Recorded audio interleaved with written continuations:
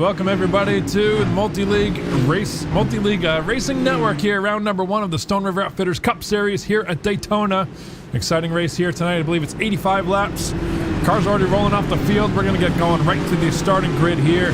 Johnny Hamby, of course, winning race number 1, the qualifying race, and 70 car. Andrew Schulter winning race number 2.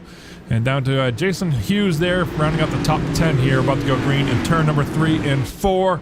We're going to cut right to the chase. We're going to scroll through the starting grid here.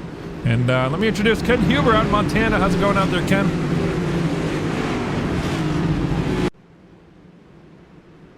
Ken, you got a copy? Yeah, I'm sorry. It's hot. It's cold out here in Montana, -4 degrees, but it's about to get hot on the track right now as they're about to take the green flag. So pace car is in as they head towards that center line here at Daytona. There it is. Green flag is out. Lap number 1 going on the board for the Stone River Outfitter Cup Series side by side. Schulter, Johnny Hamby on the inside, the John Deere green number 70 Chevy. Should be a nice race here tonight. Everybody gets settled in here. And turn number 1 in too. We need to get settled in there too, Scott. It's been a long off season, I guess. We kind of rushed the start here, but the action's hot there side by side. Johnny Hamby on the pole. We watched him race last year, had some success on the road courses, but finds himself out front today, although he's getting passed on the outside by Andrew Schulte in that black 81 car. There goes the field and Andrew Schulte. We just lost him here, but yeah, so there we go. Interesting if you remember some of the plate races we had with this new Cup car here last year, Scott. They immediately went single file and kind of just fell in line until we got later in the race. But so far, they're side by side, giving it all they got. Andrew Schulte trying to get by on the outside. Got that 78 car, James Hearns, the Canadian out there. He is pushing that 81 car out into the lead right now, and see if he drops down in front of Johnny Hamby. But no dice. Johnny Hamby rolling back on the inside. On board right now, James Hearns, Texaco Haviland forward down the backstretch. Right on the back bumper, Andrew Schulte there from Bandit Motorsports, number 81 for the lead up the high side. Wonder if that's going to start to develop as probably the possibly the preferred lane here on the top side, called the Dale Earnhardt Jr. lane. He kind of innovated that about 5 or 6 years ago at Talladega, it seems. Well, yeah, that was called the Brian Ring when him and Martin Truex got together, and that was from online racing. Because there used to be an old build. It was called the Brian Ring build, and it was a downloadable Daytona track, and it had a higher groove, and so those guys would race that on the old NASCAR 2003 series on the internet, and then he brought it to real life there, I think, one day with Martin Truex. So that was pretty cool. Very cool. We're going to go on board here with Bill Paradise, see what Bill's up to here in the 5.56 down the back stretch. Currently running in 11th spot right now. You know, it's really interesting. We had the Clash that was earlier this year. That was Wesley Holland that won that Clash. We didn't cover that, what is it, like a quarter-mile track at the Los Angeles Coliseum there, Scott? Yeah, quarter mile, something like that. Football field, basically. Yeah, I watched that event, and it was a little messy, you could say. Well, so far we got a nice clean start. Who would have thunk it here at Multi-League? But 4 laps on the board. Everybody seems to be minding their P's and Q's. We've got some good racing going on. Things settling out up front with the Bandit Motorsports teammate of Andrew Schulte out front. New paint scheme. Let's go in for a closer look there. I got to show this one off because we just finished this 2 days ago. Kind of, it was inspired by the Travis Pastrana car in the Daytona 500. He qualified for his first Daytona 500, and Andrew Schulte said, "Hey, I want one of those cars." So we kind of themed it after that car, and it came out, came out super, super sharp here for Andrew Schulte. Yeah, definitely a beautiful car. I'm looking back there right now, Scott, in about the 4th, 5th position of Jason Hughes. He's back there. I guess he's in 3rd right now, according to the leaderboard. But in that orange and black Bad Apple racing car, I know that guy is Bad Apple fast when it comes to restrictor plate racing. So Jason Hughes is always somebody to look for on these tracks, and he's moving his way up to the front right now. He's got the 351, and that is Noah Rainwater. Noah Rainwater. Sounds like he might be new to the series here, Scott. What do you know about Noah? Let's take a look, see if we can find Noah. I know that is a new name, so let's find where he's from here. Look at him up in 3rd spot right now. Noah Rainwater from Gastonia, North Carolina there. Currently running in 6. He's been as low as 20th, as looks like Eric Talent having some issues through the grass there. Collects it, keeps it straight there, and that Gary Yamamoto forward, and does an awesome job. Great job there, Eric, by not bringing out the yellow there. Yeah, most definitely. And I was going to mention that too, Scott. Last year, if you remember, we had some pretty clean racing at the restrictor plate races, surprisingly, as you said at the top of the show. But we struggled at some of the short tracks, I remember. But the plate racing was actually pretty clean for the most part last year. So we'll see if these guys can continue that trend here at the first race of the season at Daytona. So we didn't talk about the qualifiers there, Scott. Johnny Hamby, we mentioned Johnny Hamby. He had the fastest qualifying time during the qualifiers, and I believe it was Wade Cheetah out there in that, I forget what car number he's in. I have to look him up. He started up near the front. He's been working his way back, so he's in the 112 machine, but I think he was the second qualifier on the outside pole. Just going back to check my notes here to see if that's true. Make sure I'm not telling any lies. I think that is correct from what I remember. It's Wade Cheetah in the 112 Chevy. And I believe, I don't know if his son Blake was supposed to join us, and I don't know that he actually made the race, but... Yeah, Blake is in the race. He's currently the 113 car. He's running in 32nd spot, all the way back there look at near that. the end. Cool. Awesome. Looks like he actually is away from the draft. We're on Blake right now in 32nd spot. He's going to have a rough go at it here. He's new to oval racing. I think he's more of a road racer. He's been doing a lot of road racing with Wade, so I think he's... Yep, he was with me last night, in fact, there, Scott. So something else I'm just noticing, I'm looking at James Lehman on the board. James Lehman just got back from a deployment in the military, and this is his first race of the season, but he is not out there on the track. I don't know what happened, why he didn't grid up with everybody, but he's not out there right now. Yeah, 6 laps down. Yeah, unfortunately, I don't know what happened. Maybe an internet issue or something like that.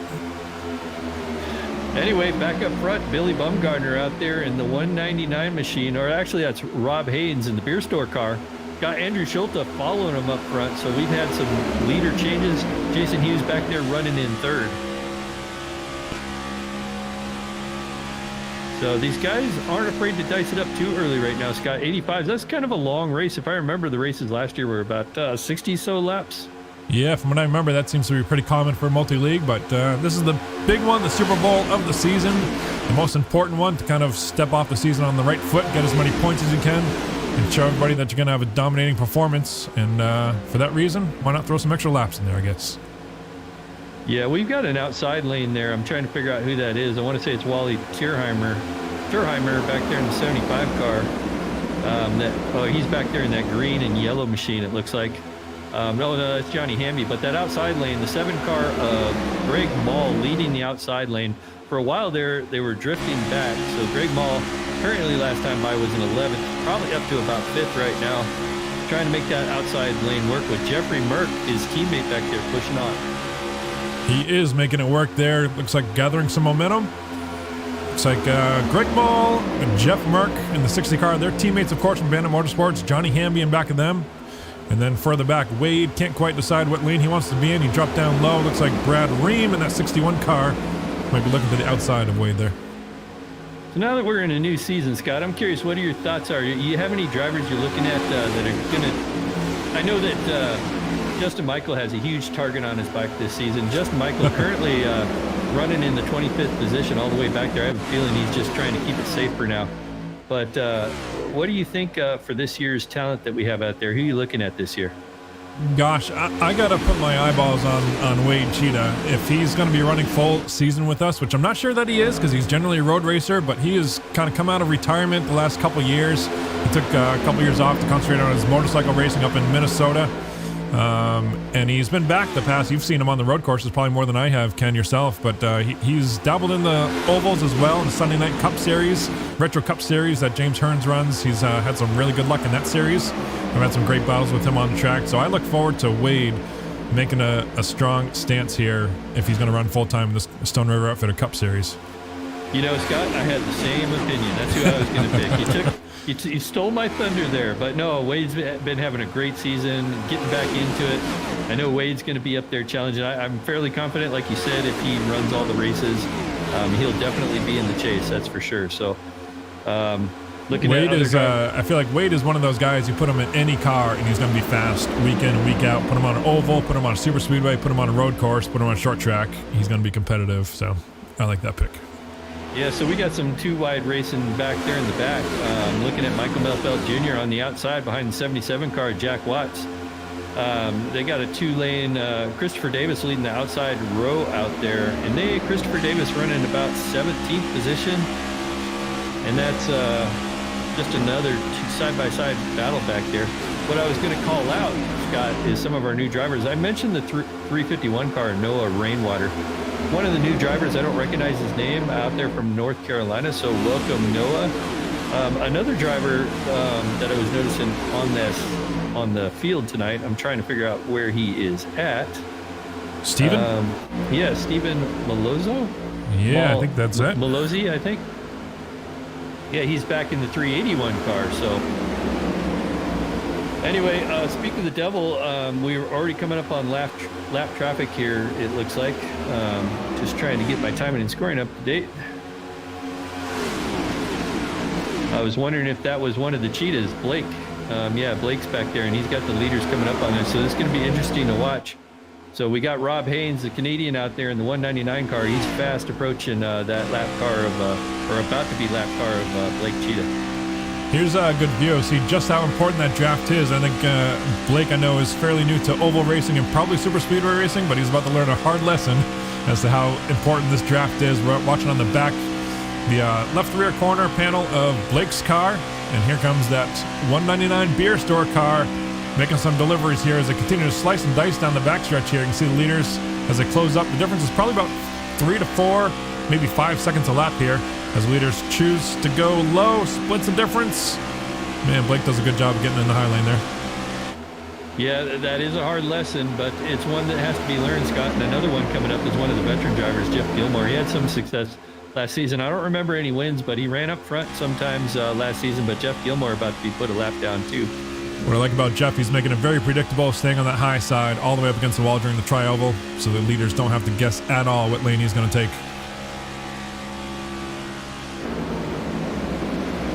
Yeah, and I'm hearing some drama back there in the field, like somebody just saved a car. I'm not sure what happened back there, but so far we're still green. Top four, we got Rob Haynes, Andrew Schulte, Greg Mall, Hurricane Merck. If you remember Jeffrey Merck and Justin Michael last year at the plate races, you remember what they did, Scott, in some of those races?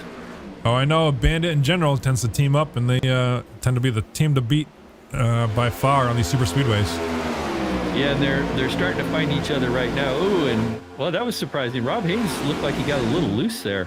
Our leader, that could have been disastrous there towards the entrance of pit lane.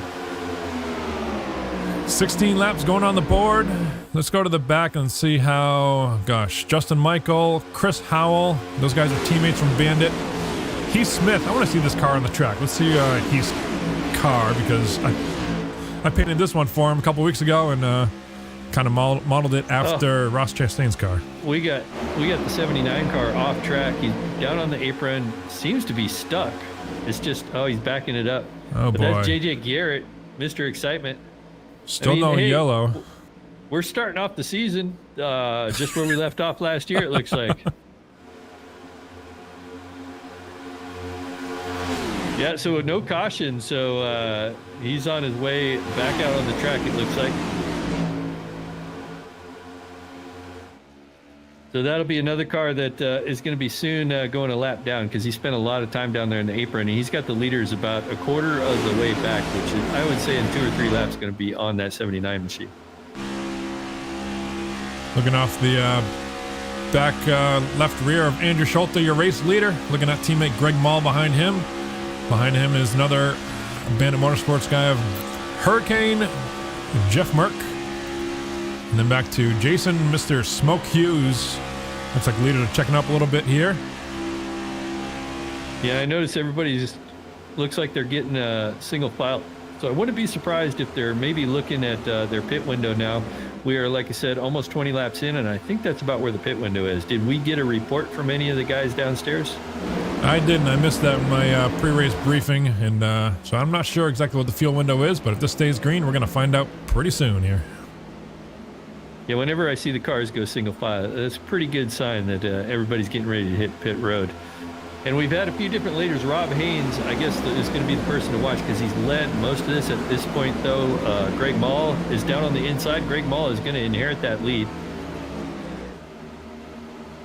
And then he's got Jeffrey Mark right behind him. So there you go. The Bandit guy is pushing on in. But Andrew Schulte out there on the outside, kind of stuck there. Jason Hughes is going to keep up with that position at the moment. On board with Rob Haynes.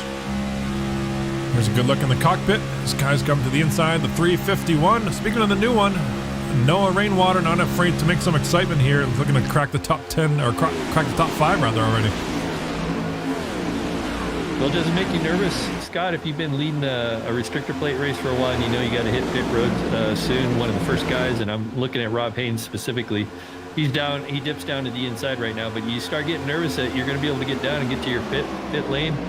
Yeah, but I know those guys too in the Bandit camp. They're always prepared and they always are very good at communicating. So I'm sure, just like you saw it there, they kind of backed off the Andrew Schulte single file. So the communication's going, the radios are going. We'll watch off turn 4 here. Nobody coming in this time, but probably in the next 2 to 3 laps, I would think. Which is kind of an interesting spot, Ken. If this is the fuel window, 20, 40, 60 makes it a 3-stop race here. So they should be able to make it comfortably on 3 stops, I would think. And coincidentally, these guys also have 3 sets of tires for this race, so. Yeah, and you got the green-white checkers, so if they can go at least 1 or 2 more laps, you're keeping it safe for that, too. So I was watching a Daytona race earlier, and I noticed a lot of guys were taking 2 tires this time. I remember last season we were seeing guys take no tires almost the whole race. But a lot of guys were alternating between insides, outsides every stop.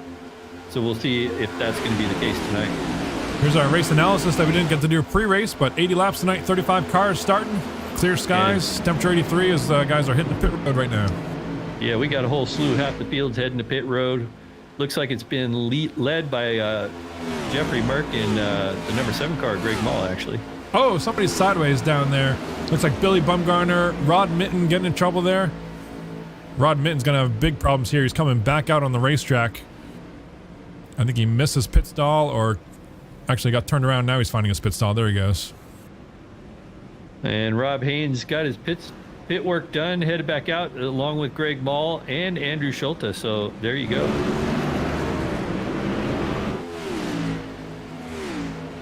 Let's go on board with some of these guys maybe as they come to pit road. We heard Jeff Merck this time is going to be coming to pit road. See what it's like to get slowed down here. Wade Cheetah running in second spot there. There's the yellow cone. White line's right there, 60 miles an hour. Well, it didn't separate the top 3 teammates. Jeff Merck on this second set, when we're talking about the Bandit guys, we see the 57 car. I believe the 57 car is Jeff Gilmore, who's a lap down. So he was staying with that lead draft, probably in the lucky dog spot, trying to hold on. So as we come out now, we'll watch, see how these guys do. But here's Greg Mall leading the pack that came in the previous lap up to full speed, going 180 plus miles an hour. And we'll see from the blimp view how he merges with these guys coming off the pit road. There you see them coming off. There's Billy Bumgarner, James Hearns down there, Michael Milfeld Jr. See how fast they come up here. There's David Schreck making a good run. That Hooters paint, we'll show that one off in a little bit here. Great job by these Bandit guys. That's what they do. We talked about in the beginning of the broadcast. They are tough to beat, and that's how they do it. They execute on pit road when it counts. I saw them doing more pit practice than anybody else on the racetrack in the pre-race.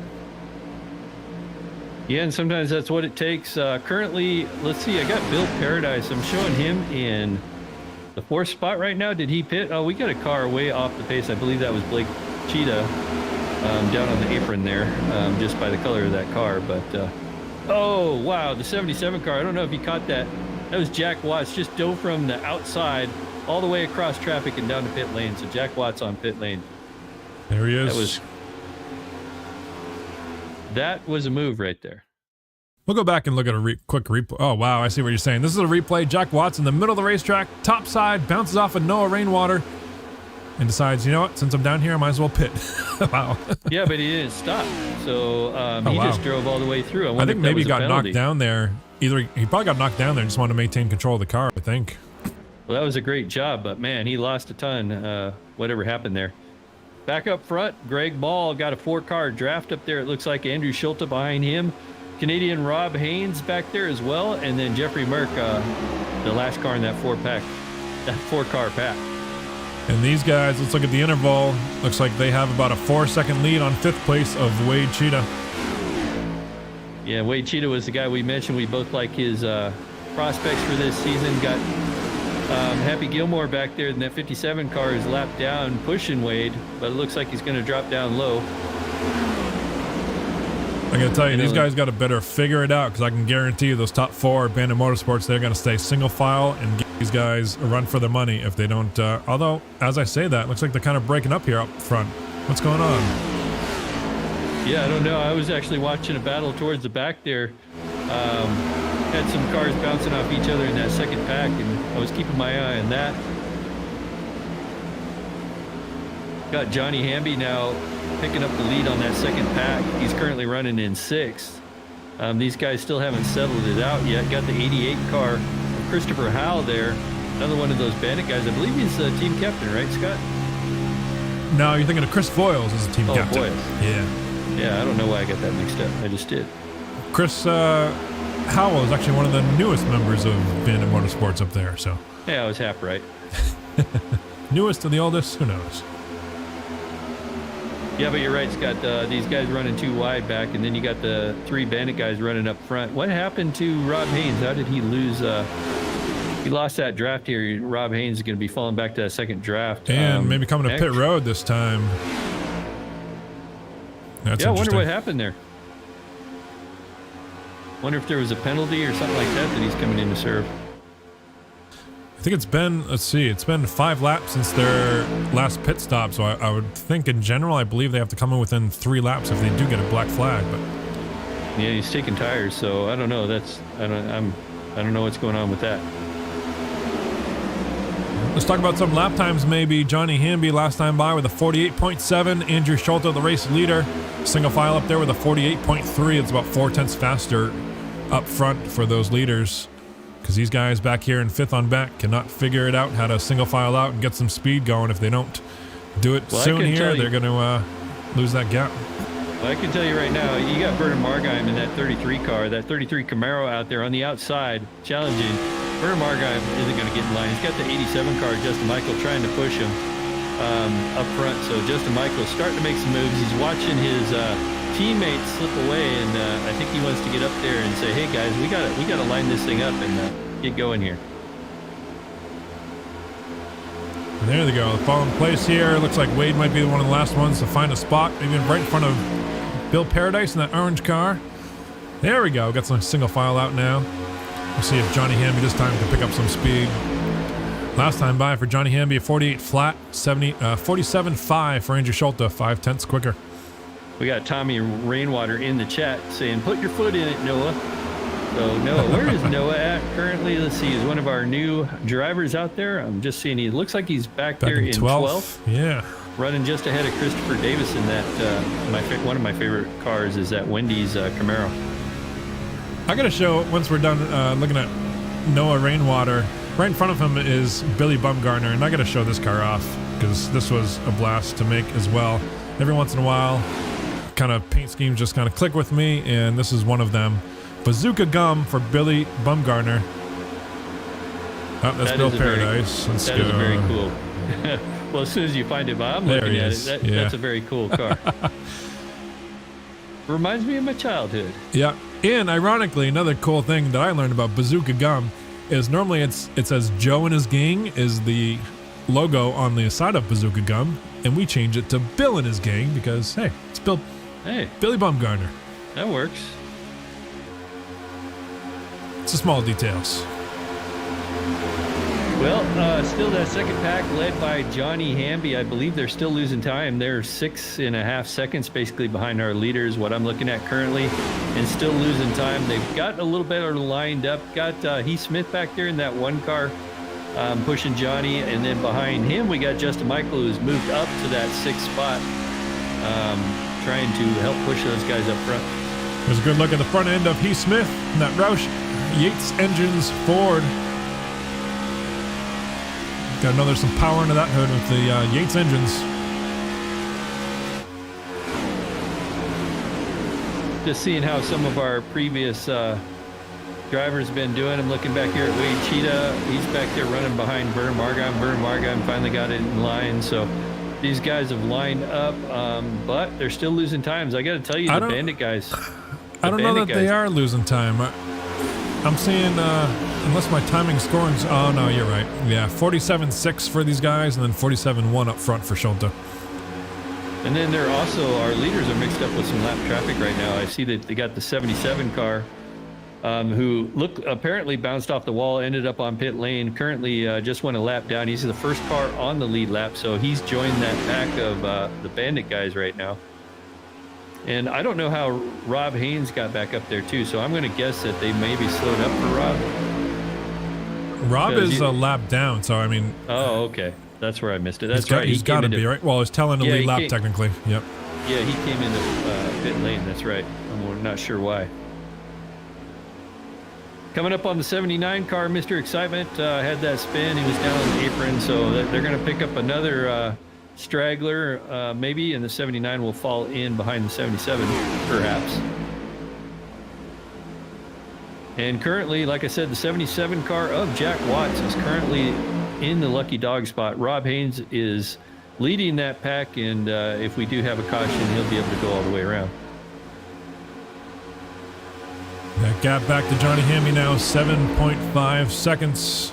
Last time around, Johnny Hamby about 1/10 of a second slower than Schulte, which doesn't sound like a lot, but if it's consistently 1/10 in the wrong direction, it's hard to make up time. Yeah, and we're only a handful of laps from the halfway point, so we're really clicking them off tonight, Scott. It's been a very clean and green race so far. Man, that second pack, I just caught a line. It's second pack is just in a single long line and doing their best to try to catch up, but it just ain't working. I feel like the Bandit boys have something in their tank that nobody else has. I guess it's called practice. That's it.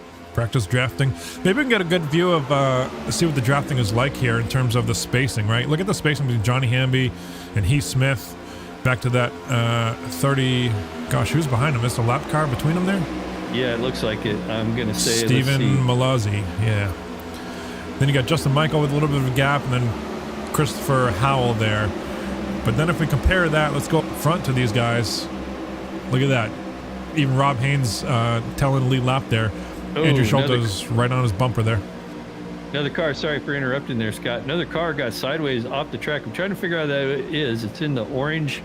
It's an orange and purple machine out there. I'm just trying to track it down at the moment. It's got it gathered back up. No, I'm almost there.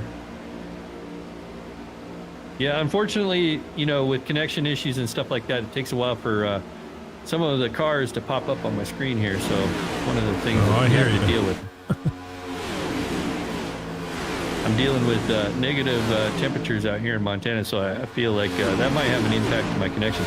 You know, I just watched somebody else get sideways off turn two. I don't know what's going on. I'm not used to seeing cars get so free on the exit of the corners here. Of course, I didn't do any practice laps here to see what these guys are dealing with, but that's an interesting thing I'm seeing right now. Yeah, especially with these cars pushing, like you see Christopher Davis pushing on the 351. Then he should kind of let off as the corner entry comes there. I don't know that pushing in the middle of the corner is going to be beneficial. Yeah, now we've broken up into about 4 packs, I guess. The 3 behind our leaders are still pretty close to each other, but the leaders have really opened up that gap. Although it's stabilized a little bit, there's Johnny Hamby 6.9 behind our leaders on my last timing and scoring. So they haven't lost too much now. So maybe they've decided. Maybe they're watching the broadcast while they're driving, and you were pointing out their distance between each other. Yeah, I'm looking at a 7.2 gap right now. From, 7.1, let's say, from Johnny Hamby up to Greg Mall. Actually, no, yeah. I'm looking at the wrong column. That's the interval from the leader. So, yeah, 6.8 is accurate there, Ken. So, we got another message out there in the chat. Well, somebody's saying hello to you, Mr. Patton. It's Captain Grog. I don't know who that is, but you might want to say hi to him. Captain Grog, that's Justin from work. He was had the itch to grab a wheel and pedals, and I told him to go ahead and grab some and get going. We might see him here later in the season. Who knows? That'd be awesome.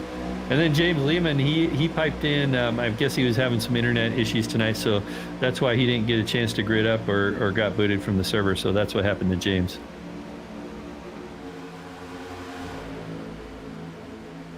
So I'm looking way back in the field here. We got Rob Haynes, who finally went a lap down. Well, I showed him a lap down, but he still seems to be ahead of the leaders right now. Oh, he did. He must have got past and repassed. So got Jeff Merck just pushing the heck out of him right now. Jeff's not afraid to overheat that Toyota Camry at the moment. Let's go way back in the pack and see if we can find some guys that are racing here.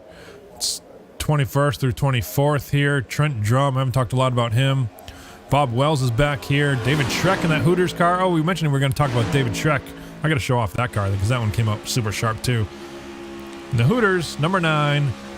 Chase Elliott theme car, but sharp one there for David. Yes, it is. That's a very nice job there, Scott. David Schreck, kind of a ways back there, so about 25 seconds off our leaders right now. So it's got some ground to make up. These guys that are way back here are going to be hoping for a caution at some point as we are about to hit the halfway point.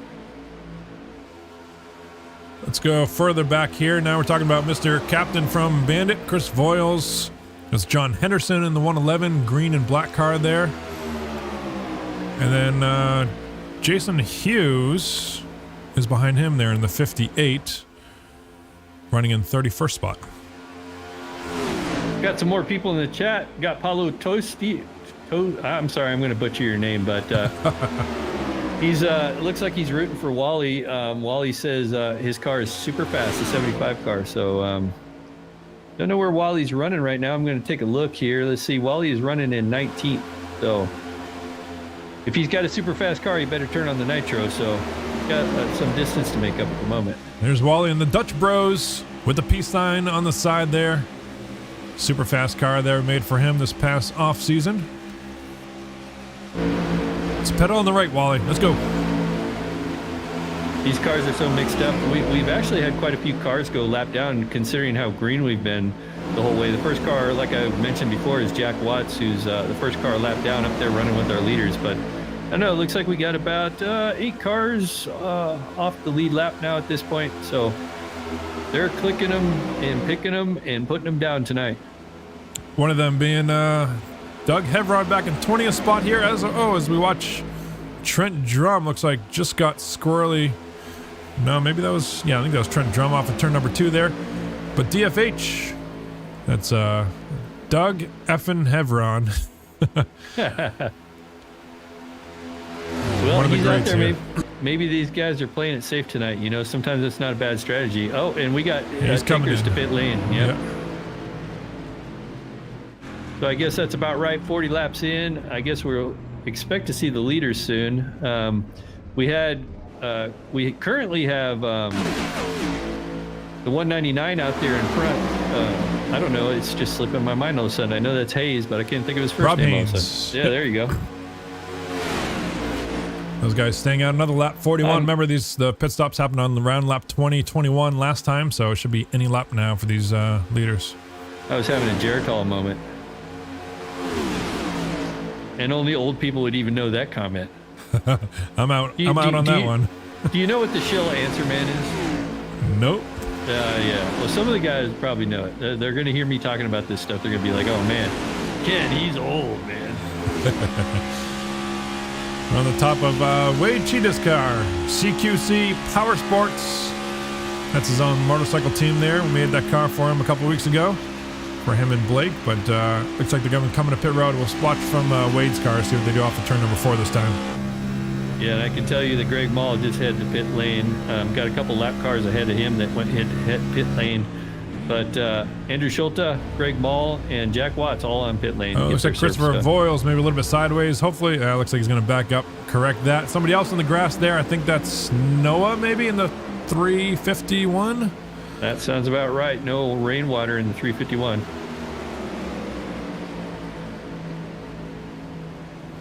Jason Hughes out. Johnny Hamby, I think it's on back up there. I think he may have missed his entry. Still trying to find his pit crew. Still backing up. You know, what I'm noticing here, Scott, tonight is I think everybody's rusty, including us. But, you know, it's been clean and green so far, but I'm seeing a lot of little mistakes everywhere else, right? So on pit lane, out on the track, the field is really separated out. We got a lot of cars lapped down. It's kind of interesting, this race. We got more cars in the grass, it looks like. All trying to get to pit lane. Yeah, there's another round of pit stops here. Jeff Merkin, Justin Michael in that West Virginia Toyota Camry back there. Christopher Davis, Michael Milfeld Jr., James Hearns. Looks like Rod Mitten making his pit exit. And Wade Cheetah finally coming into pit road here up front. Yeah, it looks like most people are taking 2 tires there, Scott. Like I said, it looks like they're alternating between insides, outsides. So looks like the last build that iRacing done, I think last year we didn't even see these guys at the plate tracks take any tires at all. But this time they must be going through tires, and it might explain why they're getting so loose at the end of the run. Man, like I said, a lot of little mistakes. So it's going to come down to these guys that can minimize those mistakes, perform consistently. Right now, I think that's still Jeff Merck up front, but we'll see if he can maintain that lead as these guys come off of pit road. Yeah, and he's got his teammate there, Rob Haynes, trying to stay up there on the lead lap. So if we do have a caution, Rob Haynes in that 199 beer store car can get back around. But yeah, Jeff Merck catching up to his teammates, so that's definitely going to help Jeff Merck out. Yeah, he's got a drafting partner there, even though he's potentially almost a lap down. However, we got to back up another 6 seconds here off of corner number 4 to find Greg Mall and Andrew Schulte hooked up together. That's a pretty big difference, especially to break up the bandit camp like that. Yeah, and then just behind them, so everything's getting sorted out here. I'm trying to figure out who's going to be leading that second pack, and it looks like, I guess you called it, it's Greg Mall, right? Greg Mall, well, it's just a 2-car draft with him and there's Andrew a couple Schulte. of pairs. And then you got Christopher Howell and Justin Michael. Sorry for interrupting there. No, yeah, got them two, and then you've got Vernon Margheim and Heath Smith back there. They're paired up, so a lot of little pairs, and then the big camp coming. This is the 381 car, the 13 car of Matt Rodoloso, Christopher Davis on the outside. Now, if these guys can get single file, now's their chance, right? Because all these cars are 2x2x2 up front ahead of them. Now it's the time for these guys to get in line and try to chase them down. Exactly, but you know as well as I do, racer's mentality. Everybody thinks that they're the faster car and they want to be in front to put down the laps. And it's what you call all big picture stuff, Scott. Right. Only that picture gets really small when you got a windshield in front of you. Looking at that leaderboard on the left there, Jeff Merck, 6.5 seconds out front. Looks like he's all by himself, but he's got a couple of dancing partners there. One of them being Bob Wells. Let's go see Bob's car here because it's a cold Northeast car, if I remember right. Thunder Road, number 42, up in Thunder Road Valley, Vermont, Barrie, Vermont. That it is. It's interesting. I'm trying to figure out what make is that.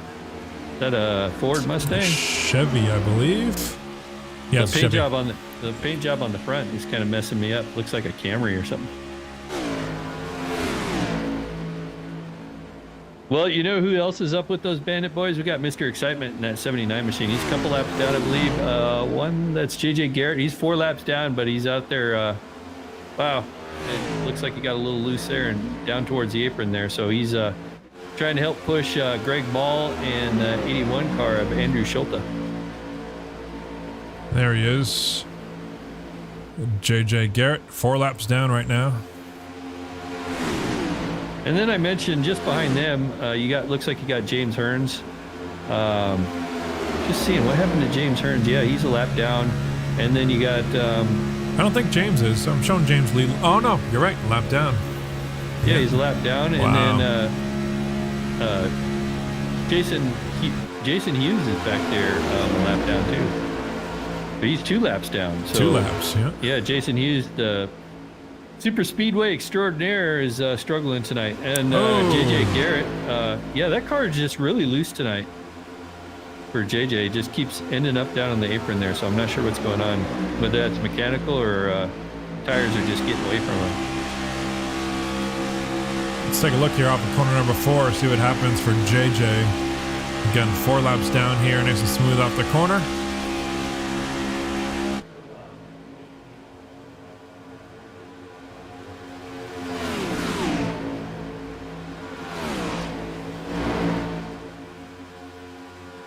We've got Shelly in the chat. Shelly is Greg's mom, saying keep it up, Greg.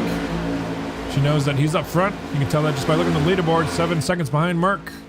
Then we've got Dirt Track 68 saying go Rainwater. Man, Noah's bringing some fans to the chat here. Yeah, we're getting all kinds of people. Hey, we appreciate everybody that's commenting in the chat right now. Anybody that's watching out there, hit the like and subscribe. We're going to try to do this every race this season, right, Scott? That's kind of the goal, and don't want to miss a single night of the Multi-League Cup Series because it's always action-filled. That is it, right here on the Multi-League Racing Network every Thursday night, 8:30 p.m. Eastern Time. We got Lance Ackerson saying, go Wally Balls to the wall. Gotta believe he's talking about Wally Tier Armor. That's who I'm assuming. Wally's got some fans out there too. But you know what? So Jeffrey Merck out there up front, and he's actually pulling away. He's got his teammate, the 199 car, Rob Haynes, who's he's currently on the lead lap, but in danger of going a lap down. But Merck is using his teammate to keep out front. They're actually pulling away from Greg Mall, who's running in second. Greg Mall's about 7 seconds back, so there's like 39 cars out there, Scott, that all want a caution, and only one that doesn't. That is crazy to me now. Jeff Merck out in front at Daytona for the season opener. Who would have thunk just over halfway in this race, that any driver, never mind Jeff, but any driver would have an 8-second lead over 39 cars. Yeah, it's pretty insane. It's kind of I couldn't have called this race tonight, but that's why we're here, Scott, to see what happens here. Just looking, they lost another 2/10. I don't know what Jeff Merck's got in that tank, but Rob Haynes, even though he's in danger of going a lap down, Rob Haynes and Jeff Merck has just been dominating this field tonight. Prior to Rob Haynes having his issue and ending up back on pit lanes, Rob Haynes led a lot of these laps early in this race. Looking back now at Greg Mall and Andrew Schulte, looks like that gap is closing up between them and James Hearns behind them, but these are all lap cars. James Hearns, JJ Garrett, and Jason Hughes. And then we got to go back another 5 seconds to find Justin Michael leading this third pack here. Justin Michael, Michael Milfeld Jr., Christopher Davis, and Vernon Margheim. And there, I can tell you right now, Justin Michael's frustrated with just happened there. Yep. Michael Melfeld just said, yeah, no, I'm not having it. I'm going by. So Michael Melfeld Jr. must have thought he was faster than Justin Michael, so he's going by and seeing if they can run down the leaders. But I don't know, Scott. They're 12 seconds behind the leaders, and we got 30 laps to go. So their work is cut out for them. I think they're definitely praying and hoping for a caution, just as long as it's not one of them. Exactly. It's kind of that decision-making mode. Yeah, we currently only have 19 cars on the lead lap, and that's pretty amazing in itself because we've had no cautions tonight. So that just shows you the errors that have been made tonight. No cautions, but yet only 19 cars are left on the lead lap at a restrictor plate track.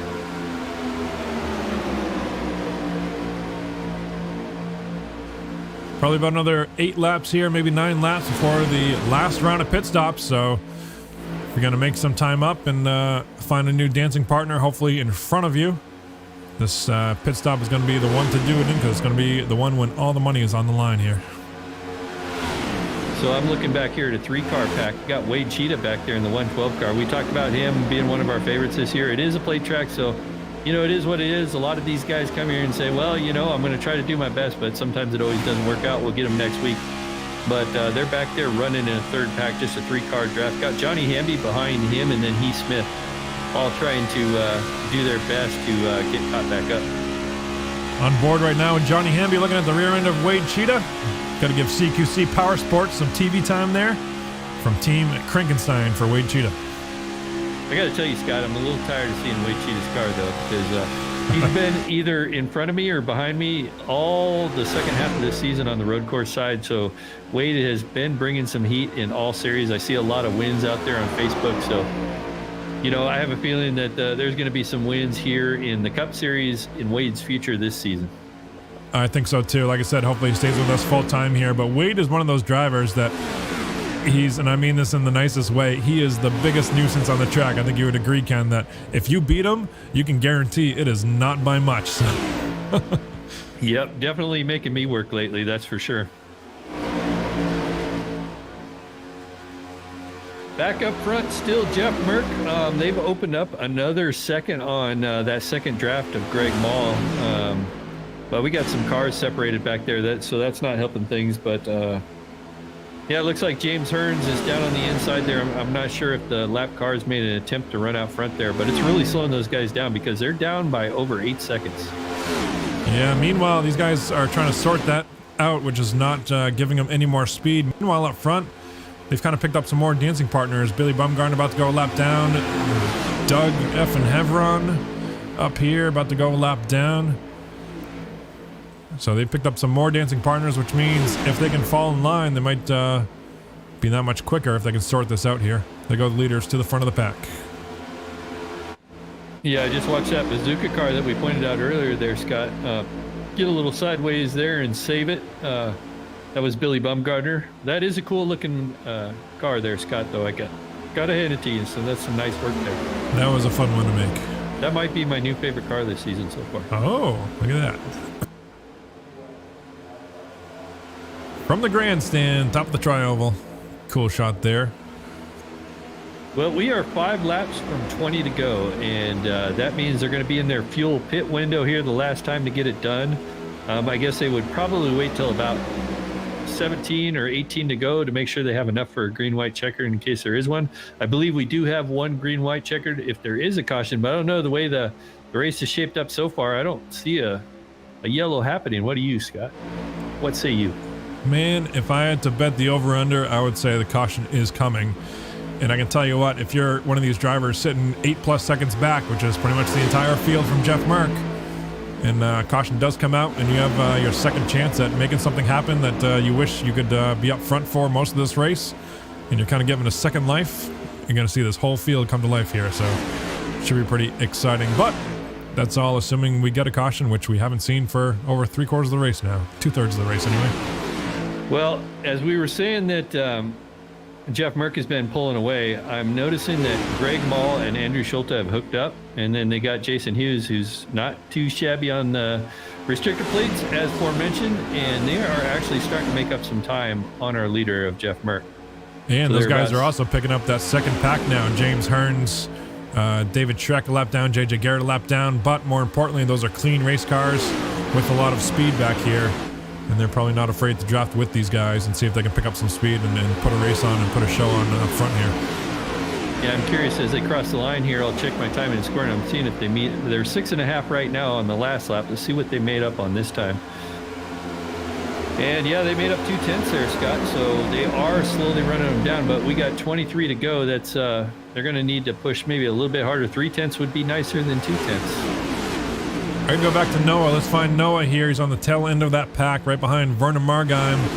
1 lap down in 24th. We've got Extreme in the chat saying his name might be Rainwater, more like I can't pit water.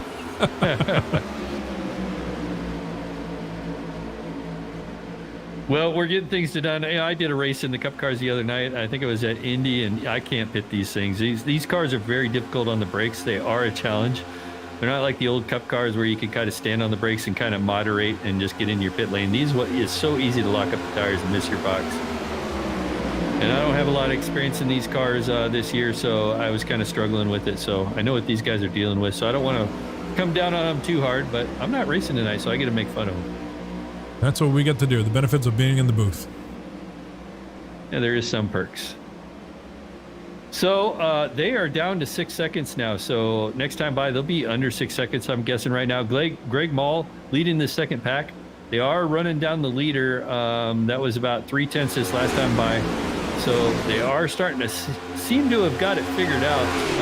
Of course, Jeff Merck is dealing with guys that are not on the lead lap, except for his teammate who's on the tail end of the lead lap, and that's Rob Haynes. But they are currently running our leaders down. So I don't know. There might be a race left here, Scott. Let's do some quick math here. 20 laps to go, 5.5 seconds. Bookmark those numbers. They made up 7/10. 7/10. Yep. Yeah. So 7/10. How many times does 7/10 go into 5? Oh gosh. That's about 7 laps, 8 laps. Yeah. They'll be back there. Yeah. A whole heck of a lot less than 20. So these guys are on the right mark. So you're seeing 3 Bandit guys run down the top 2 Bandit guys. Well, the top 1 Bandit guy, the other's just helping out. On the tail end of the lead lap there, that'd be Rob Haynes. So, man, they're coming strong. That's pretty impressive. These guys got it figured out. Maybe Justin Michael was kind of the missing link, and I think that's maybe why Justin Michael was so frustrated. We saw him 5 or 6 laps ago there. I think you called it, Ken, when he was frustrated about those guys hanging him out to dry there. I think that was part of Justin's frustration, was he wanted to get to Andrew Schulte and Greg Mall here to hook up as teammates, because he knew the power that they have if they can get together and hook up like they are now. But he was just kind of frustrated with it wasn't working out at the time. They gained another second on him there, Scott. It's pretty impressive. So 4 Greg Mall's seconds. only 4 seconds behind. They are going to be there in just a few laps, I think. And I think that's Jeff Merck's problem. Yeah, and as we see these cars start to hit, so all the lappers behind Jeff Merck pretty much are headed to pit lane. So then you got the 2 teammates up there. Greg Mall to the outside there. Get it locked up. Vernon Margine coming in quick, smoking them. Hopefully the Bandit guys all got down to speed, but Doug Hevron coming to pit road. Billy Bumgarner way off pace here, coming to his pit stall. Yeah, I'm going to watch Justin Michael here on pit road. He is taking at least 2 tires here. He ended up right behind all those lap cars, and I imagine he's probably thinking to himself, man, I got to hurry up and get out and beat all these cars out. And I'm watching Justin Michael head off pit lane, a bunch of cars head out. So a lot of those lap cars are moving out in front of him right now. So they're going to be right behind all those lap cars. Look who comes out 1, 2, 3 here. The 87, the 7, the 81. Let's go back to pit lane here. Another group of cars coming on the entry. Whole pack of cars. Yeah, and that includes our leader of Jeff Merck, just now hitting his pit stall. And he's on pit lane. You know, I have a bad feeling that when he comes out, he is going to be back with the lead pack, and everybody is going to be with him. I think I'm right there with you. We'll watch this race off of pit road. 60 miles an hour to that green cone. It's going to be a long time, and let's see. Let's go back to, I don't know, Greg Mall. See where these guys are at turn 4, full speed. Schulte leading them down. Yeah, and they really separated themselves from everybody else that came off pit lane. I don't know how they did it. I wasn't watching there, Scott, but they got by all that lap traffic, and they're moving in. Merck should be coming up. There's Jason Hughes, which is one of Merck's drafting partners, and there's Merck on the... Was that him? Jeff Merck is on the inside there. He's got the 181 pushing him right now at the moment. So I think he's still in front of these guys, right? Yeah, he is. Christopher Davis, and then him in the 381 up there, right? Yeah, I'm waiting for the timing and scoring. It looks like they're about, I'm going to guess about 3 seconds behind. Greg Mall, 5 seconds currently, 4.5 seconds. So at the line, I think about 4.5 seconds. So I didn't quite call that one, Scott. And I think that had to do with them having to navigate all the lap traffic coming off pit lane. That probably cost them a little bit of time. I think you're right on that one. I think they probably know in the back of their minds that they have a good thing going. They don't want to screw it up. They don't want to leave anybody on pit road or have a silly mistake and leave out one of them, because certainly 2 out of 3 of them are not going to be as strong as all 3 of them hooked up together. Right now, that gap up to 3.8 seconds with Schulte to Merck. Yeah, and that's closing really quick. And Merck really doesn't have any friends out there. So other than his teammates coming, but you know, with about the time they get there with about 10 laps to go, Merck still isn't going to have any friends. And I got to believe if they get up there in time, that those guys are going to be thinking to themselves, Merck, you've led enough laps. It's our turn now. We're taking it away. So it should be interesting. Just looking back to the next car, Christopher Davis, kind of outsider looking in right now, running out there all by himself. He's got a pack of cars that is closing in on him, but based on that pit stop, Christopher Davis having a good run. He's in that top 5. Looks like we got somebody looking to the outside there. The 22, Doug effing Hevron. Is that what you said? That's it. Doug Hevron to that 5th place position. Going to drop down in front of Christopher Davis, trying to hold off the 92 car, Rod Minton. We haven't talked about him. He's in that black Monster energy drink car. Got Vernon Margine in the 33 car pushing hard. These guys want to get up there. They're only 2 seconds behind the other group, but I don't know, Scott. The other group is so strong, I don't know that they can catch him. Somebody calling the pit road here. Maybe that 53 car of, gosh, who is that? David Cassidy coming to pit road. That gap now 2.3 seconds up front. Beat me to it, Scott. Yeah, 2.3 seconds, and that means 1.3 seconds next time by, and then one more lap after that. It is showtime for the 4 Bandit guys. Not to mention, too, that he's got, we're on the roof cam right now of Andrew Schulte in the Children's Wisconsin number 81 Toyota Camry, but he's going to start sniffing the draft of these lap cars up here, too. Wally Tierheimer, which is also a Bandit guy, and then the 381 of Steven Malazzi is right there with Jeff Merck. Yeah, Vernon Margheim, I just watched Vernon Margheim. He's pushing the 92 car back there, running in 6th, I guess it is. Pushing the 92 car, Rod Minton, really hard, but that car got away from him, ended up losing a bunch of positions there. And that allowed the 13 car, Matt Rodoloso, up there behind Rod Minton, along with Christopher Davis. So they were trying to make it work, but stuff like that doesn't help. I wonder if these guys, looking back at this third pack here, Wade with Christopher Howell, trying to see if they can close that gap. Meanwhile, we got to go up front, 1/2 a second. They are there. Yep, that lead that Jeffrey Merck enjoyed, that is all over. And look at this, Andrew Schulte going by on the outside. Looks like going to pass Jeff Merck, put Andrew Schulte in the lead currently as his teammates go by. But I don't think Jeff Merck really had a choice in that matter. I'm sure he'll drop in behind that 87 car if he can find that hole. And there it is.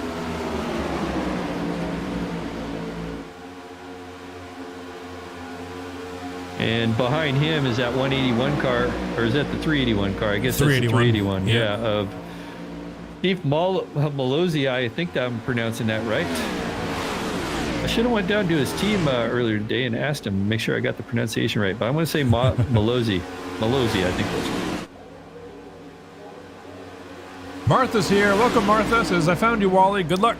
First race of the season for Wally here. Good to see you here, Martha, as always.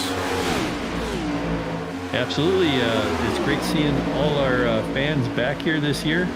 There's a lot of people watching this race tonight too, Scott. So we got 16 live currently. So really good on the concurrent viewership. So we really appreciate you guys watching. And as we're about to close this thing up, we're about 12 laps away. We got currently Andrew Schulte leading this thing with Greg Mall right behind him, Mr. Clockman, in what car? The Freedom Fertilizer car. Freedom Fertilizer. Oh, yeah. LCN lawn care nut. What made me nervous there down the backstretch was Greg Mall was right on the back bumper of Andrew Schulte, but kind of on the right side. And that always kind of gives me goosebumps and makes the hair stick up when you start pushing a little bit off center there, but he made it work. Well, I'm watching the lap cars here get antsy. I'm watching the 381 just jump down to the inside. He's got Eric Talent there in the number 5 car, who's also a lap down, and these guys are pushing down on the inside of our leaders right now. Got Michael Milfeld Jr. just behind him, also a lap down, matter of fact, and then Bill Paradise, it looks like. So these 4 cars on the inside are at least 1 or more laps down, pushing on our leaders, trying to get by them on the inside. These guys, keep in mind, too, are all fighting for the lucky dog should that caution come out. There's only one of them that's going to get the lucky dog, because we can probably assume that the leaders are not going to pit. There's really no benefit. They've got the fuel to get to the end of the race, and tires aren't a huge benefit here, so only one of these guys, and I think, correct me if I'm wrong, Ken, but I think Eric Talent might be the one in the lucky dog spot. Yeah, that's correct. Eric Talent is the first car 1 lap down, so he's the only one that's going to benefit at the moment. I'm just looking, so you got... everybody else is kind of... Michael Melfeld Jr. is just behind him. Those 2 cars would be eligible. So Michael Melfeld definitely challenging Eric Talent for that last lucky dog spot. And we are 10 to go, about 9.5 to go here on the backstretch. You're seeing these lap cars down on the inside. This is interesting. I don't think I've quite seen this. Usually you see lap cars mixed up with the leaders, but I've never seen a group of lap cars push the leaders and basically go by the leaders like this. So, I wonder if Andrew Schulte is like, I'm going to let these guys go because I don't want the drama here tonight. But you got Jeffrey Merck going to follow these lap cars and maybe pass his own teammates by using them. Let's not forget about the second group, too. Let's go back to Rod Minton. These guys are getting single-filed out, getting organized, and they are only 5 seconds back here. 9 to go, 5 seconds. My rough math says they need to gain about half a second a lap. 3/4 Yeah, maybe? that's about right. Yeah, a little about 3/4. Well, we've seen that done before, so Last they can do it. time by, Rod Mitten 6/10 on Justin Michael, so that's your 3/4. They are getting it done. They're not done yet back here. And I think the problem is those lap cars that the leaders are dealing with.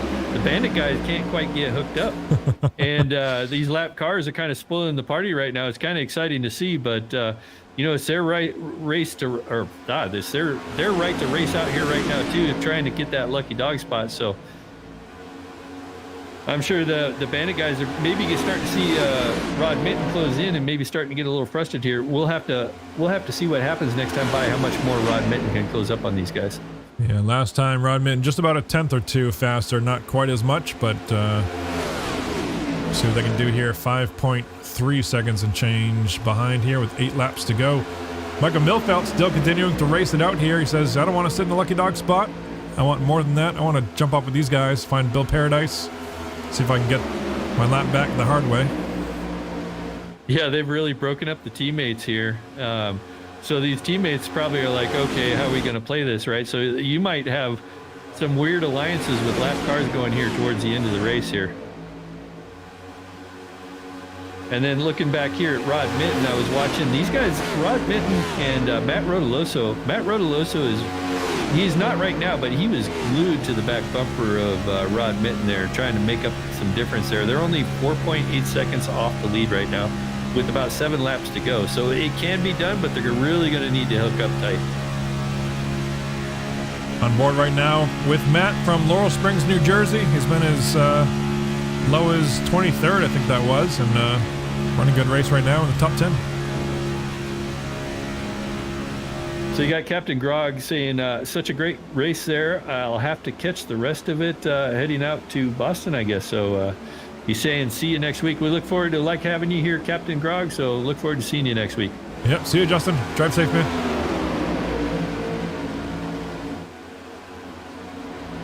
Let's see what's going on up front. Oh, my goodness. I'm trying to figure out where everybody's at on the outside. It looks like the lap cars are on the outside this time, with the exception of Andrew Schulte taking it to the lead on the outside, using those lap cars to get back in the lead. Now we got the Bandit guys on the bottom. So you know who's enjoying this?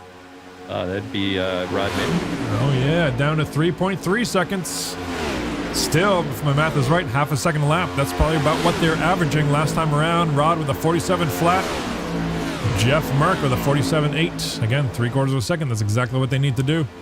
Yeah, and our leaders are going through the tri-oval right now. They're side by side with that lap traffic. The 7 car, Greg Ball, pushing that 81 of Andrew Schulte really hard right now, trying to get by these lap cars. But the lap cars are saying, no, I want to stay on the lead lap in case that caution comes out. So they got a huge fight now with the lap cars. And let's see, we see Rod Mitten, 2.9 right now at the line. So they can start to see him. They can start to sniff that draft. We got 4.5 to go.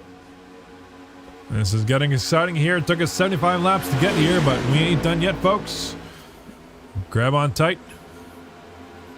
Yeah, for a while there, I thought we were going to have a boring race, but these guys have really turned up the heat. I'm really excited watching Rod Mitten do his magic out there with a lot of help from Matt Rodoloso. I got to say, he's been glued back there. Now you got Christopher Davis kind of gluing up, and then, Vernon Margheim isn't afraid to dice it up either. So I'm surprised these guys have maintained control and looked at the big picture and trying to reel these guys in.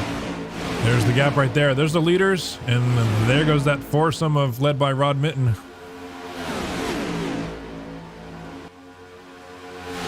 Back up front, Andrew Schulte still leads this thing. He's got his teammates right behind him trying to escape these lap cars, and they almost got him clear. So, caution is out. Caution is out, Scott. Holy smokes. Oh, my goodness.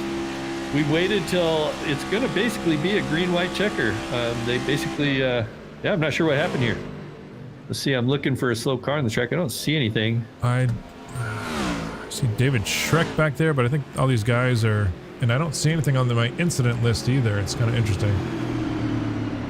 Hearing David Cassidy on the radio. I'm going to go back and take a look, see if something happened. He's down on the apron right now, so I'm going to see if something happened. Told me Heath Smith. This is a replay of Heath Smith coming off of pit road, but I don't know that he was the... No, that's not the cause of it. Yeah, nobody should need to pit. I don't see... Yeah, the 53 car was not the cause that I can tell either. Not sure what happened there. Maybe it's just one of those NASCAR things. Debris caution? I don't know. Rain caution? Either way, I'm sure Andrew Schultz is wondering the same thing. What the heck is the caution? Yeah, so let's see. Who got the lucky dog? Would that be Eric Talent? Who is in that last lucky dog spot is what I'm curious about. Eric Talent, according to my scoring right now, is the first one. That's what I'm showing. Down. Then Michael Melfeld Jr. would be in that second spot. Yeah, so Michael Melfeld Jr. tried to stay on the lead lap, but or tried to get in that lucky dog spot. Couldn't quite make it happen. None of these guys should be pitting. I expect Eric Talent to go by our leaders here as they cross the line here. Oh, no, Eric Talent hitting the pit lane. I don't... no, Eric Talent's still out. There's another green car. Another green car. We're on board with Eric Talent right now across the line, and see what happens here.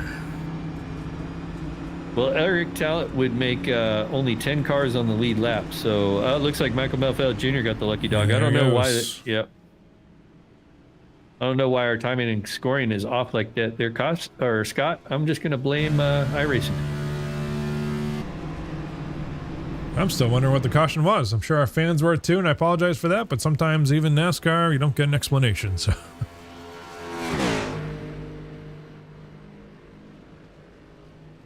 I'm listening to the NASCAR officials right now, trying to figure out what happened. Oh, I see what happened. So it looks like the reason Eric Talent didn't get the lucky dog spot is because there was some type of contact, and once you get any type of incident, when the caution comes out, it automatically DQs you from the lucky dog. You got to be perfectly clean. Yeah. And that's what it looks Eric like. Talent involved in an incident? Yeah, that's the NASCAR officials talking to Eric Talent right now about it. And Eric's saying, no, I didn't hit anything. I don't understand. But, the league officials saying, well, you must have hit something. Something caused it. But I think what it is too, Scott, is you can't be the cause of the caution is really what it is. So now that I think back on the rules, you just can't be the one that causes the caution. And that should have put you on the lead lap. I don't know. I'm going to go back and review that since it's going to be a few laps before we go green. We're going to see what happened to Eric Talent here. Yeah, I tried to go back. I couldn't find anything that Eric was involved in anything there.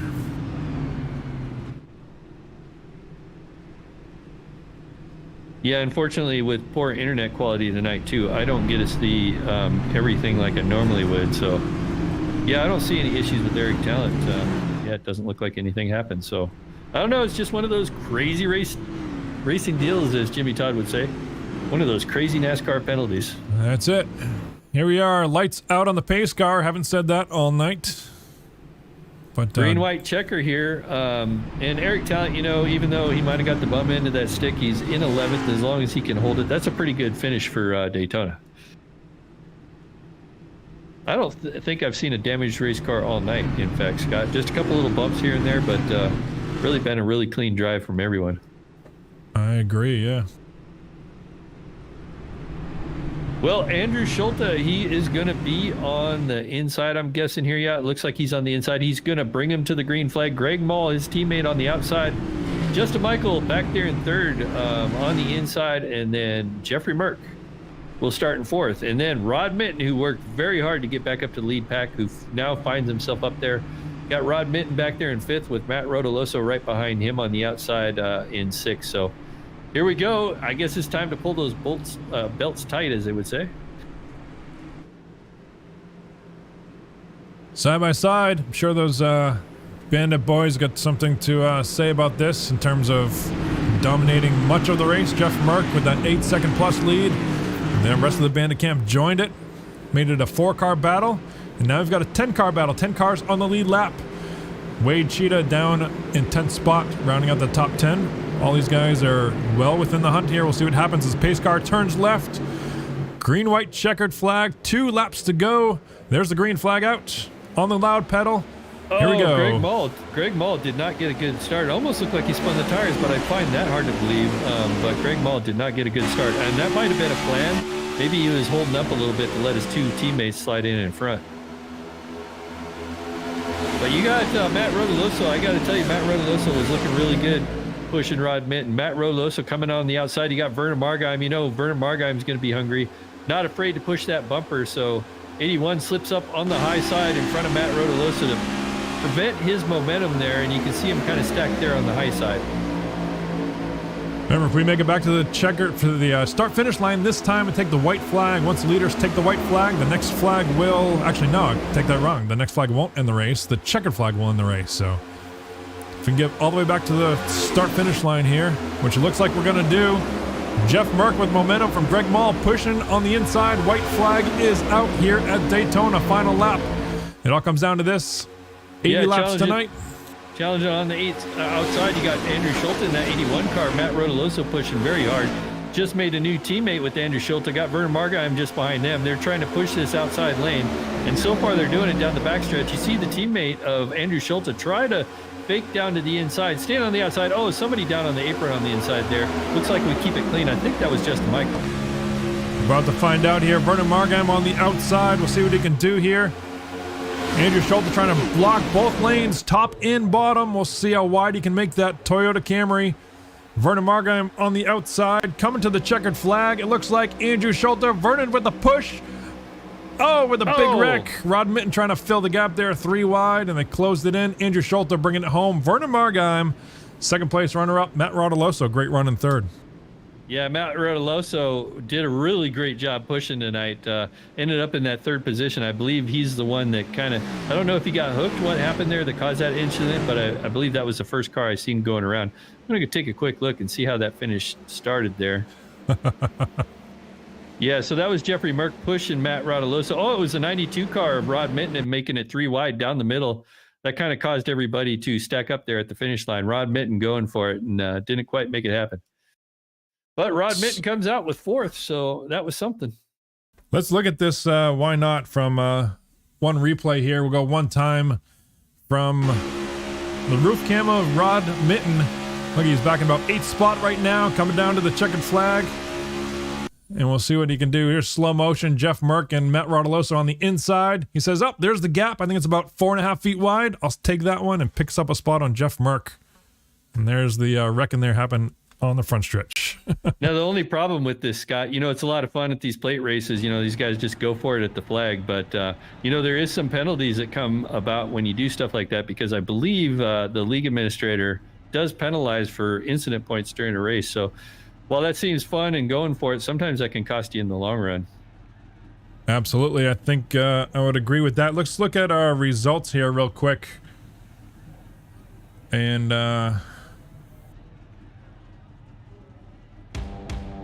looks like Andrew Schulte with the win here in race number 1 at Daytona. From West Allis, Wisconsin, Vernon Margheim, Matt Rodoloso, Rod Mitten, Hurricane Merck.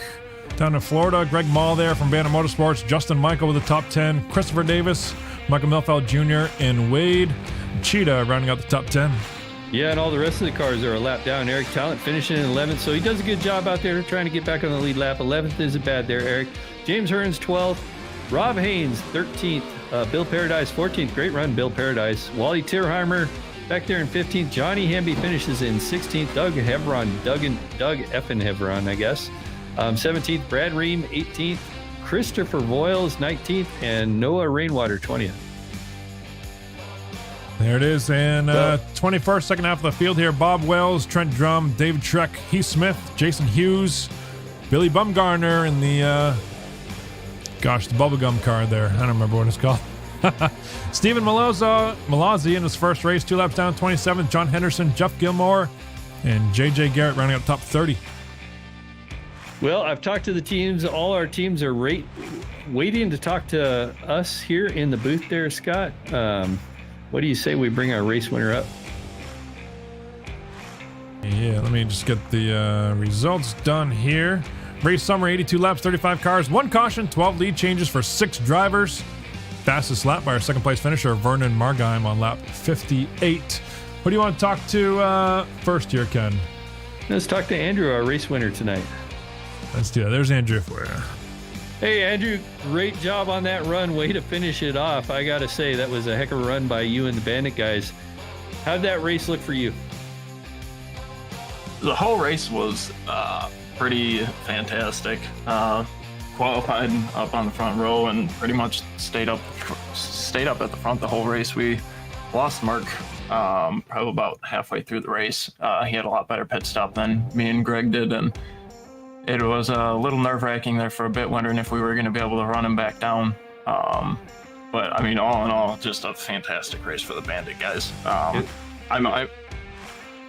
No, I'm sorry. I was going to say it was a great race for all the people watching tonight, too. Watching you guys run Merck back down. But, my second question has to do with the lap cars that you guys caught. And then I was watching that second pack. You had Rod Mitten catching up to you guys while you were fighting with those lap cars. What did you think about that situation? That was a little frustrating. We just weren't able to get away from him, and we were mixed up in them, and we just couldn't. We were losing a lot of ground to that second pack, and I was getting a little nervous that they were going to run us down. And then we got a little more organized, and I think we started like matching their lap times, and the caution came out, which that was nerve-wracking. On top of that, too, all of us were close on fuel, so it was having to save fuel, and if it went to 2 overtimes, that would have been really tight on gas. So we're just I mean, I might be sitting in victory lane here, but this is a big win for the Bandit team. I mean, it took all of us working together all day for this to happen. Well, it's a big win for Andrew Schulte, I can say that. So first win of the season, that's a great way to start off with momentum.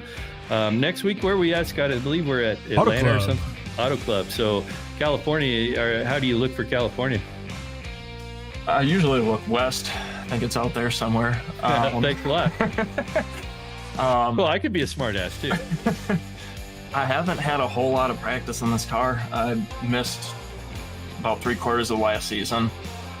So it'll be interesting how my season goes down the stretch, and it's going to be a big learning curve, I think. So we'll see how it goes. Hopefully we can find ourselves somewhere in the mix.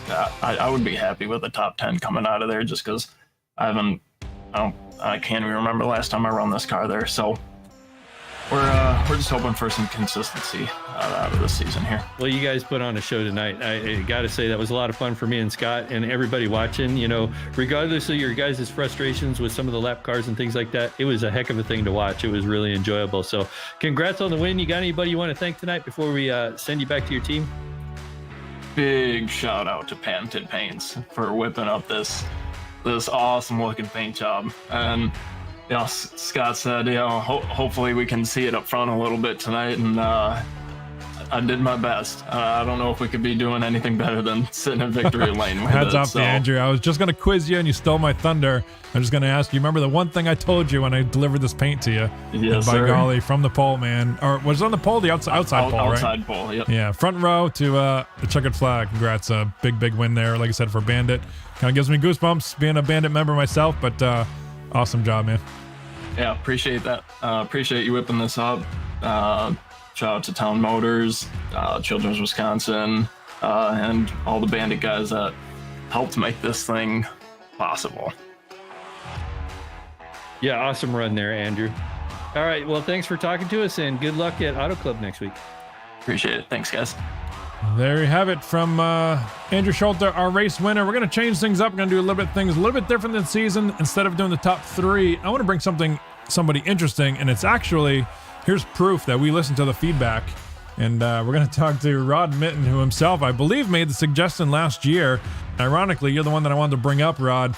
Talking about your race, the ups and downs, the long green flag run, and then the momentum there at the end, watching that gap close from 7+ seconds to give yourself a shot 3 wide at a top 3 finish here. Yeah, for sure. Kind of didn't really get our strategy going to start. A lot of our guys we were going to work with all got split up. The long green flag run kind of wasn't the best. I was worried, but coming down the 10 to go, I saw we had a chance to catch the lead pack, and I was hoping it would stay green because we had the momentum. We were going to catch them a lot of steam. Leading that pack probably would have been a good chance to win the race, but having to restart behind a bunch of Bandit teammate guys working together killed the bottom line, and I just got stuck in the back. All I could do coming out of 4 was just try and shoot the middle, and tore up a lot of electronic race cars today, but had a good time. Electronic race cars are always cheaper than the real ones, so we're all having a good time out here, and glad you can make it a good show for the fans this week at Daytona for the season opener. Look sharp there in that number 92 car, the number 292 number there that you designed yourself there, I believe, right? Yeah, we're kind of going with a new team theme this year, some different Monster Energy flavors, me and Matt Realizzo, so it'll be cool to look out throughout the year what we can whip up. Nice. Sounds good. What do you got, speaking of whipping up for next week at Auto Club on the 2 Mile Oval there? What do you got, any thoughts on heading out there? Is that one of your favorite tracks or not so much? Yeah, super excited. I feel like throughout Cup and Truck Series kind of had some more momentum on the 1.5 miles, found some speed, so I'm looking forward to it a lot. I love that track. I'm hoping it sticks around a little bit. Yeah, could stick around here in iRacing, even though it's going away in real NASCAR as soon as they finish the race on Sunday night. They're putting the bulldozers to it to make it a short track, so we'll see how that goes. But in iRacing, I got to imagine it's probably going to be sticking around for a while, much like hopefully you will be riding full-time with us here. Looking forward to seeing what you can do here. Hopefully putting a couple of win stickers on that car before the end of the season. And congrats on top 4. Looks like finished 4th here. Made some excitement there running 3 wide to the finish. We watched that replay right after the finish. And looking for more excitement next week from Rod Mitten. Congrats, buddy. Thanks. Had a good time. Thanks for putting us on. You bet. Yeah, congrats there, Rod. All So, right, you know, Ken, what do you think? Well, I think that was a great interview. You know, we talked about Wade Cheetah being one of our favorites. Rod Mitten is another one of those guys that could have a really good season. Guy to watch out for this season. So, you know, along with Wade, I think Rod had a pretty good season last year. Kind of had some struggles at times, but Rod could be bringing it this year as well. I think so too. I think he's right up there. I think other guys that come to mind, I'm just looking down the list here. Michael Milfeld Jr., I think it's been a while since he's had a win sticker on his car. But another one, Vernon Margheim. Let's not forget about Vernon finishing 2nd. And he has a win last season. Do you recall where that win was, Ken? I don't, not off the top of my head. Yeah, I don't remember. California, Oh, 2 was it? Mile out west. Yes, I remember calling that. I don't know why that stuck So out you for me, asked, but you asked me a rhetorical question. I was actually, my brain just about exploded. I'm like, oh God, you're asking me tough questions. I can't handle tough questions right now. let's talk to Vernon real quick. Why don't we? 2nd place runner up here, and Vernon, we were just making mention of your win last season. Do you recall what track that was? That would have been California on fuel mileage. There it is, California Super Speedway, or Speedway rather, 2 Mile out west. What do you got for him? Looking forward to this next week. With no friends on the track, it's all about just staying clean and not getting in any trouble. Fuel mileage is going to be the game again, as long as we go green. So just watch out for that. All right, congrats on the 2nd place finish here tonight. I'm sure that caution helped you out late to catch back up to those Bandit boys and put on a show. Great job doing that. One position short of the checkered flag, but hopefully you can improve by 1 next week. Yeah, man. All right, catch you next week, Vernon. All right, speaking of next week, Ken, I think I need another beer and to relax for a little bit, because you and I have both been putting in a ton of work in this. Hopefully the fans all enjoyed it. Looking at the chat, we got Scott Blaney in the chat here. Great race and great broadcast. Appreciate that, Blaney. He's from the Crankenstein boys. And that'll about do it here from Daytona, the season opener. One heck of a race, mostly green flag until the very end of the race. Put some excitement for a green-white checkered finish.